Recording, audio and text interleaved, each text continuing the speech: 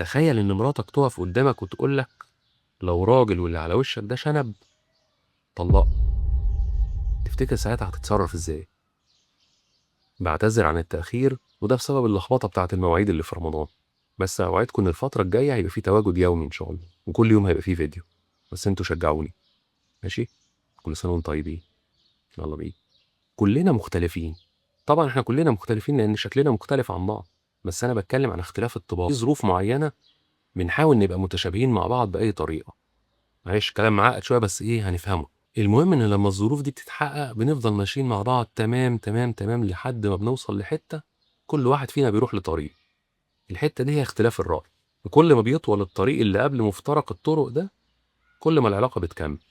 بس مش كل الناس بتبقى ماشية في الطريق ده مرتاح، معظمهم بيحاول يتكيف مع الوضع لكن هو ما بيكونش مرتاح. والتكيف مع الوضع هو اللي بيخليك تكمل الطريق ده او تطول الفترة اللي هي لحد ما توصل فيها لحد مفترق الطرق. كلام مجعلص وصعب، بس احنا هنقول قصص هتوضح لكم الكلام ده معناه ايه. هنبدأ بالاختلاف اللي بيبقى بين الاخوات، يعني في بداية حياتك او في بداية حياتك مع اختك او اخوك تبقوا شبه بعض بالظبط وبتعملوا كل حاجة زي بعض، لكن بتوصلوا لنقطة كده اهتماماتكم بتتغير خالص فبتختلفوا في الطباع تماما. فعند النقطة دي ما بتكونوش شبه بعض خالص، ممكن تتكلموا في موضوع مع بعض ما يبقاش فيه اتفاق. المهم عشان ننهي الطلاسم والجعلصة اللي في الكلام دي هحكي لكم قصة هتوضح الموضوع ده، وهي قصة واحد قريب كان خاطب واحدة زميلته في الكلية، وكان الحال ماشي تمام التمام. بس انت لما تشوفه انت عارفه بقى، عارف شخصيته، بتحس ان هو شخصية تانية خالص. تحس ان هو عايش في الأحلام والأوهام والدنيا كلها وردي عنده، ما عندوش أي مشاكل خالص. وحتى طريقة التعامل بتاعته مش هي الطريقة اللي انت متعود عليها. وبعد ما اتجوز البنت دي طريقته اختلفت تماما، رجع بقى ايه لحقيقته. صاحبنا ده كان بيحب قوي ان هو يبقى سي السيد في بيتهم كده، يعني كلمته هي اللي تتنفذ ومحدش يتكلم وراه. طبعا في الاجيال الحديثه موضوع سي السيد ده ما ينفعش خالص. يعني انا من التجارب اللي حواليا اتثبت لي ان الشخص اللي هو بيقوم بدور سي السيد في بيتهم ده ما بيبقاش بيته مريح نفسيا، يعني هو نفسه بيبقى داخل البيت بتاعه كانه داخل معركه بالظبط. هو كل هدفه ان هو يسيطر على المكان، بيلغي اي حاجه بقى في الطريق. فانتوا هتلاحظوها كده، اي بيت فيه شخص بيحاول يمارس دور سي السيد بتلاقي حياته مش حلوه. المهم صاحبنا ده بدات المشاكل تظهر بعد الجواز، ولعلمكم كانت مشاكل تافهه.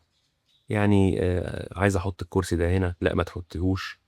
هعمل كذا، لا ما تعمليهوش. حاجات زي كده. بدات البنت بعد كده هي كمان شخصيتها تتغير وتظهر حقيقتها، فبدا يبان انها بتكذب عليه كتير جدا، ما تقولوش اي حاجه حقيقيه، كل حاجه كده. المشكله بقى ان الموضوع كبر جدا وبقت العلاقه بينهم كلها عباره عن خناقات، كل واحد شايف نفسه هو الصح. وكمان البنت دي بدات ايه تحط راسها براسه، يعني انت سي السيد لا انا كمان مش هسمح لك في حاجات معينه كده. يعني بقت العلاقه كده فيها حاجه شبه نديه، يعني انا زيك بالظبط وانت زيي بالظبط. وبقى الكلام بينهم كله عباره عن ايه تقليل من الشأن باي طريقه.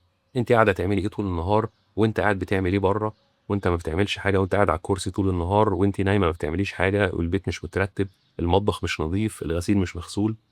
بداوا يمسكوا لبعض على الواحده في كل حاجه. وكمان اللي زود المبلة طين، يعني اللي خلى الامور تروح للأسوأ، ان الحاله الماديه بتاعتهم ما كانتش كويسه، والموضوع ده هو اقوى سبب بيخلي العلاقه بين الزوجين تنحدر. اول ما الفلوس تخلص خلاص تلاقي المعامله اختلفت خالص، هي عايزه طلبات وهو مش قادر يلبيها، فالدنيا بتتغير خالص يعني.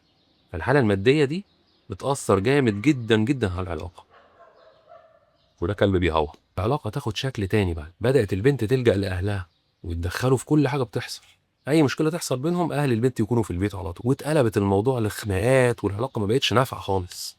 وكان في اولاد كمان للاسف. يعني انا واحد من الناس مؤمن ان الطلاق ده حاجه صح، يعني حاجه صح لو العلاقه مش ماشيه مظبوط، بس لما بيكون في اولاد الموضوع بيكون اكثر صعوبه.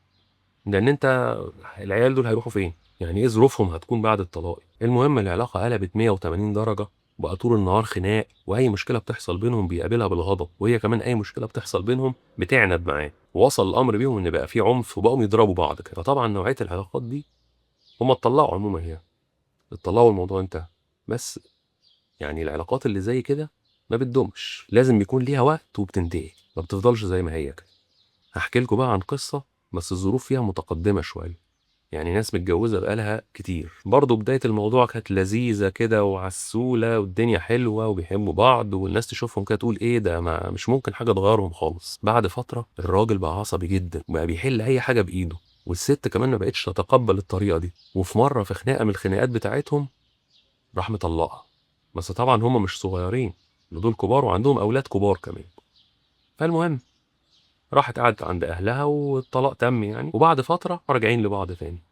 وبرضه رجعت العملية هادية شوية، وبعد فترة بسيطة رجعت الخناقات تاني ورجع الغضب تاني. هو كان عنده مشكلة إنه مش بيعرف يتحكم في أعصابه وبياخد القرارات على طول، عليا وعلى أعدائي بيهد المعبد زي ما بيقولوا كده. فالمهم الخناقات شدت شدت شدت وراح مطلقها مرة تانية، وفضل الموضوع كده شوية فترة، وراح الأهل والصحاب تدخلوا وراحوا مرجعينهم لبعض تاني. فضل الموضوع مستقر وماشي تمام التمام، وبعد فترة بسيطة رجع الموضوع زي الأول تاني، خناقات وعصبية وضرب وشتيمة وإهانة وكل حاجة، كل ما تتخيلوه، وناس كبار يعني مش ناس صغيرين على فكرة. المهم بقى إن هم اتعودوا على الموضوع ده، فبقت الخناقة الأخيرة دي كانت صعبة جدا.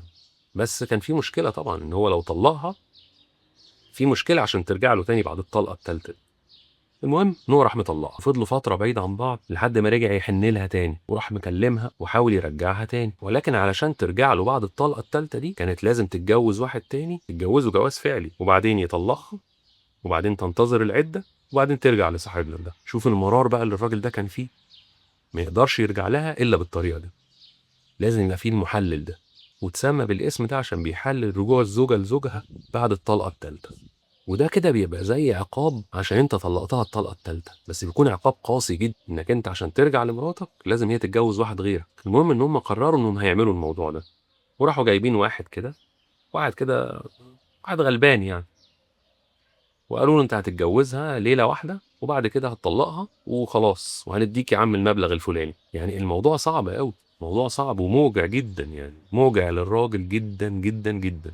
المهم مشيوا في الموضوع، والست اتجوزت والموضوع عدى. وكانت المفاجأة الصادمة، الست لما اتجوزت الراجل ده اللي هو المحلل ده، يعني ارتاحت معاه قوي وحست انه احسن من الراجل اللي كان معاها قبل كده اللي هو صاحبنا ده، فقررت انها ما تسيبش المحلل وتكمل حياتها معاه. طبعا صاحبنا ده حصل له حاله انهيار وقعد يبكي بسبب الوضع اللي حط نفسه فيه ده. بس طبعا هو من الاول هو الغلطان، انت المفروض قوتك وحكمتك في ان انت ازاي تمسك نفسك في الخلافات العائليه والزوجيه. يعني انت ممكن بتوصل خناقات مع الزوج والزوجه، خلاص انت بتبقى مش قادر تشوفها قدامك، فممكن بسرعه كده ومن غير ما تشعر ومع الغضب تقوم مطلعها في كلمتين كده، وبيبقى السبب في النهاية سبب تافه جدا، بس انت الغضب مع الكبرياء مع قلة الحكمة بيخليك تستسهل الموضوع ده في ساعتها، لكن الندم بيكون بعديها. المهم ان صاحبنا ده استسلم لامر الله، ولكن بعدها دخل في مرحلة اكتئاب ولسه مش عارف يتعالج منها لحد النهارده. في بقى نصايح من ناس كبيرة في السن ومتجوزين بقالهم 30 و35 سنة، دي بقى نصايح ذهبية، لأن الناس دي بتبقى خبرة، جربت كل حاجة، كل حاجة حصلت في خلال الفترة الطويلة اللي هي 30 ولا 35 دي. نصايح من اللي أنا هقولها لكم دي أنا بنفذ منها، والحمد لله مخليه حياتي مستقرة نوعا ما. أول حاجة إن أنت استقبل الشكوى بتاعت زوجتك، أو أنت استقبلي الشكوى بتاعت زوجك بالعقل، مش على أعصابك. يعني ما تاخديش الكلام إنه على أعصابك، أو ما تاخدش الكلام على أعصابك. استقبل الشكوى بهدوء وحاول تحلها بعيدا عن النقاش، يعني حاول يوجد لها حل بعيدا عن انك تتناقش مع اللي بيشتكي منك ده او بيشتكي لك يعني. ولازم تبقى عارف ايه هي مسؤوليات الجواز الحقيقيه. انا عايز اوريكم طائر شكله حلو جدا وتقولوا لي ده اسمه ايه. هو ده اسمه ايه ده بقى؟ اللي يعرف اسمه يقول لي. المهم اعرف مسؤوليات الجواز الحقيقيه، يعني اعرف ايه المطلوب منك وايه اللي عليك وايه اللي ليك. بعد كده تيجي حاجه مهمه جدا، وهي الحاجه دي خاصه بالست.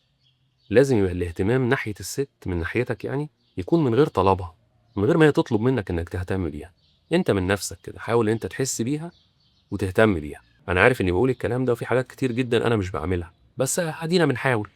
يعني انا بحاول لاني اكتشفت ان الستات دايما بتحب الكلمة الحلوة. يعني انت لو قلت لها كلمة حلوة في وسط خناقة ولا وسط زعل هتفاجأ بالسحر. يعني حتى لو انت بتمثل عليها حتى انك تقول لها الكلمة دي هتفاجأ بالسحر، لأن الستات تفاعلاتهم مع أي موضوع بتكون عشوائية. أنت ما تعرفش هي بتفكر في إيه في اللحظة دي، يعني ممكن في اللحظة اللي أنت بتتخانق معاها فيها دي هي يعني طريقة تفكيرها في حاجة تانية خالص، فهتلاقي رد فعل يفاجئك. وده بسبب إنها ممكن تكون مثلا مضغوطة، زهقانة، في حاجة هي عايزاها هي مش عارفاها. يعني إحنا لو اتعلمنا ندير الموضوع ده مش هيحصل أي زعل خالص في أي بيت. نسيب بقى الستات وندخل في الرجال. الراجل عايز إيه؟ الراجل عايز الراحة، مش عايز وجع دماغ. يعني هو شايل مسؤوليات على قده، مش عايز تضاف مسؤوليات جديدة فوقيها. فالراجل بيبقى عايز بس احترام خصوصيته، يعني قاعد لوحده ما نخشش نزعده، بيعمل حاجة ما نشدوش ونقول له روح اعمل حاجة تانية. فاهمني؟ انا بقول لكم الكلام ده لانه بيحصل في اي بيت، يعني بيحصل معانا شخصيا. تعبان راجع في يوم تعبان من الشغل مثلا، شغال طول النهار، لا ممكن يلاقي مشكلة في اخر اليوم، هو يعني مش هيستحمل الكلام ده.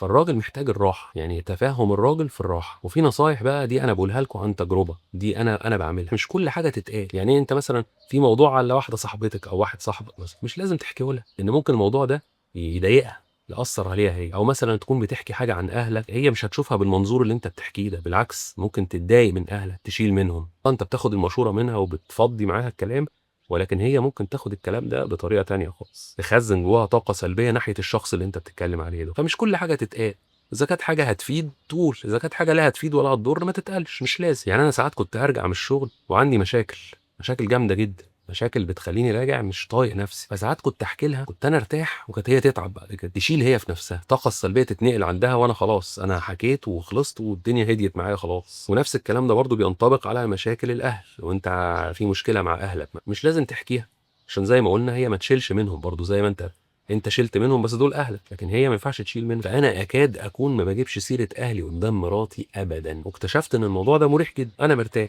ما هي اصل انت هتحكي لها على مشكله حصلت بينك وبين اهلك، هي هتستفيد ايه؟ ولا حاجه.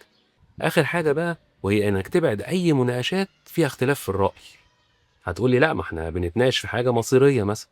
لا، انا بتكلم على الحاجات اللي هي ملهاش لازمه، يعني مشاكل تافهه معلش يعني، وانت بقى عمال تتخانق انت وهي وعمالين تزعقوا، ليه الكرسي ده ما اتحطش هنا؟ طب ليه القماشه دي لونها مش ابيض؟ طب ليه الستاره دي المشاكل دي اهرب منها فورا، اخلع من اي مناقشات تافهه، الحياه هتتغير معاك تماما. جربها كده، ولو تعرضت لاي تجربه من اللي احنا اتكلمنا فيها دي، او شفت حد مثلا قريب منك اتعرض لها، اكتب لي في الكومنتات واكتب لي رايك طبعا بصراحه. اشوفكم بكره ان شاء الله.